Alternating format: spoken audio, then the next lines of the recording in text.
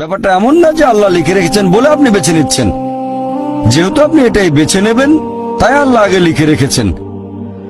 এখানে পছন্দ আপনার, তবে আল্লাহ আপনার পছন্দ জানেন। যেমন ধরেন একটা রাস্তার মোড়ে আসলেন, সামনে 5টা রাস্তা, রোড নাম্বার 1, 2, 3, 4, 5।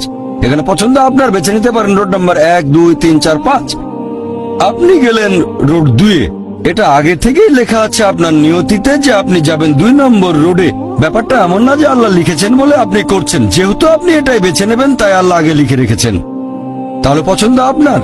আপনি চাইলে টাকা উপার্জন করতে পারেন ভালো কাজের মাধ্যমে, হালাল উপায়ে, অথবা পারেন চুরি করে হারাম উপায়ে। পছন্দ আপনার। ধরেন চুরি করলেন, এটা আপনার সিদ্ধান্ত।